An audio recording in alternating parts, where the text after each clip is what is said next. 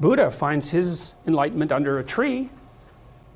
It's not fluke that that's the case. That's his natural environment. And he's sitting in the lotus here. The lotus opens up. It's this thing that springs up from the depths. And he sits there illuminated the same way. He's got a halo that's the sun that stands for higher consciousness. And he's transcended by accepting the fact that life is suffering. He's transcended the limitations that are part of mortality. You see that symbol there? That swastika, you see it there? It's reversed. The Nazis reversed it. Well, think about that. I mean, they weren't stupid. Their symbols had meaning. Is what the swastika represented was what this represents reversed. Well, that's a very bad idea.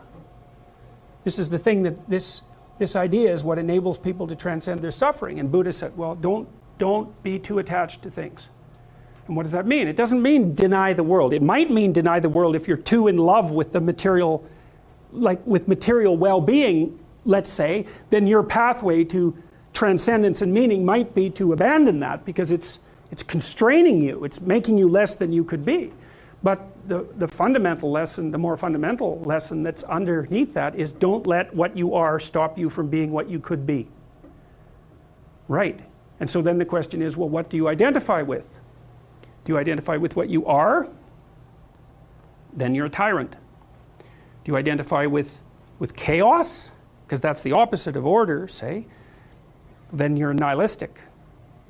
Well, you don't identify with either of those. You know that they're both necessary. You know that you have to live with both of them. But you identify with the capacity to continually transcend what you are.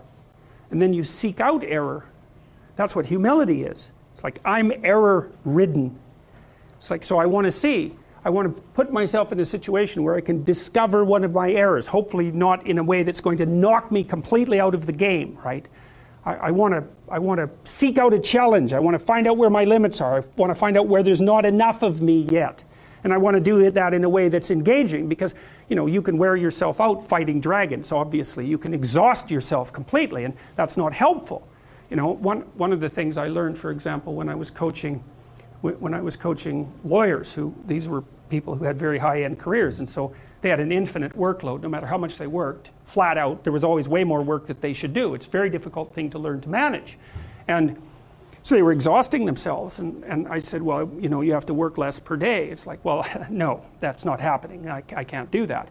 And so what I learned over time was, okay, so this is what you have to do. Every 3 months you have to block off 4 days and go have a vacation. And you have to plan that in advance so it's in your calendar so that your secretary doesn't book your time. And then you need that because you have to recuperate enough so that you can work as hard as you're going to work. And of course they were nervous about that. And I said, well, look, we can calibrate this.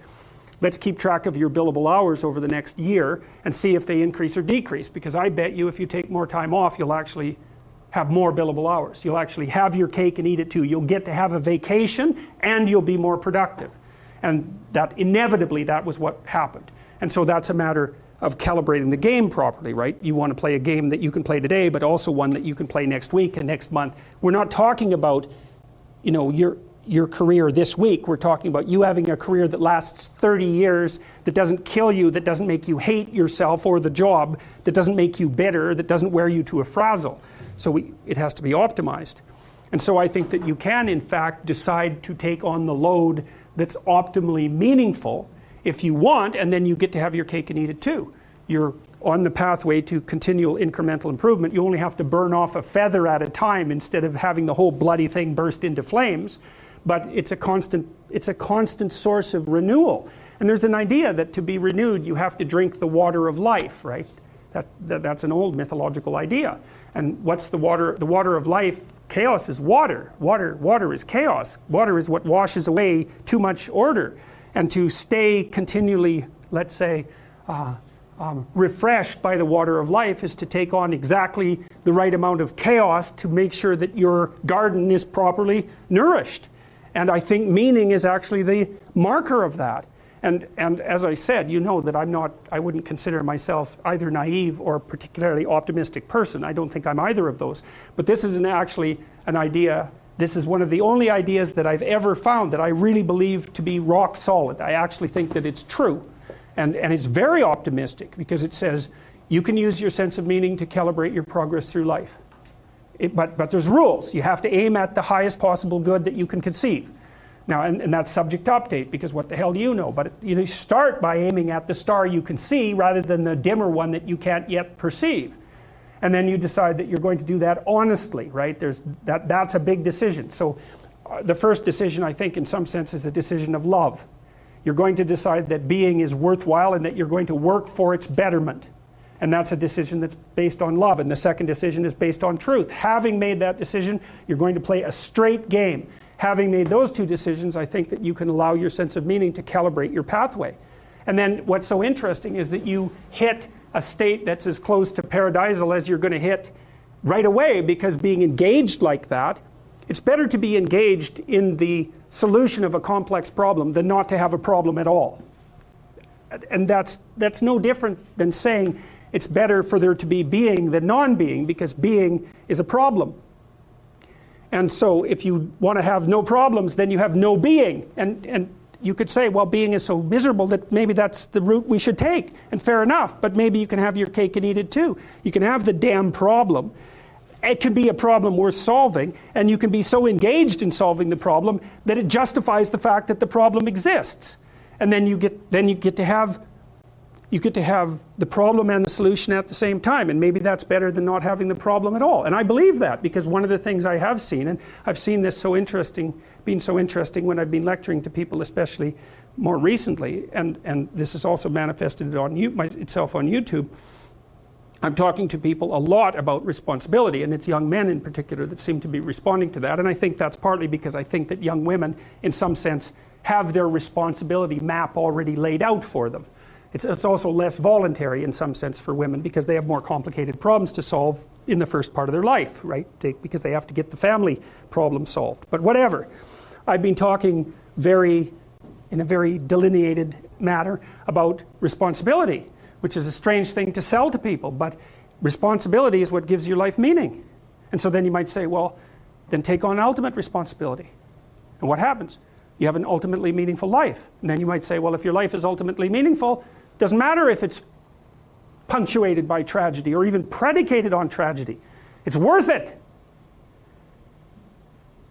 And I think that's true. And everything I've seen indicates to me that's true. Every time I get my clients to take on more responsibility, and it isn't an injunction. You're a bad person, you should take on responsibility. It has nothing to do with that. You can define the damn responsibility. It isn't something that someone else should impose on you. It's not a matter of doing what you should do in some abstract manner.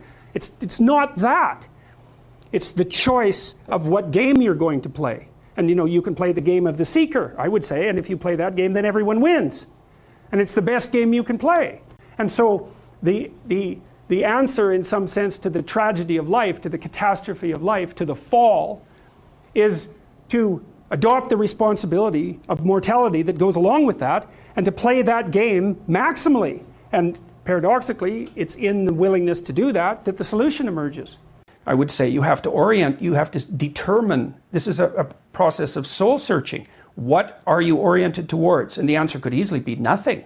Well, this is why I produced the Future Authoring Program. You got to be oriented towards something, because otherwise you're disoriented. You just spin around in circles and then you suffer. And so do people around you. It's not a good solution. Orient yourself towards something. You have to figure out what it is. What will work for you? What goal would justify the suffering of your life? Start trying to piece that together. You're going to get better at it. But it's a personal process. And you should use your education to inform that. So you need a personal place to stand, because otherwise you're going to be handed a place to stand on a plate. And it may be one that makes you a puppet of someone else's goals. So I would say, what are the processes? Well, I think what I've recommended to people is clean up your room. That's a good start. Organize your local landscape. Schedule your time. Start taking control of yourself. See if you can stop saying things you know to be lies. That's not the same as telling the truth. You don't get to do that to begin with, because you're not good enough at it to even attempt it in some sense. But everyone can stop saying things they know to be falsehoods. They can use their own damn definition of falsehood. Right, but in your definition, importantly, I think, in your definition, falsehood includes the higher level moral truth. Yes, it's living wrong. You can say something that is literally true, but of course, like you said earlier, it's a black truth in the sense that at a moral level, you're saying something to cause a social effect that is actually negative. I would say, stop saying things that violate your conscience instead of stop saying things you know to be untrue, because we run into the truth problem. But I would say, stop. Here's another idea. Stop saying and doing things that make you feel weak.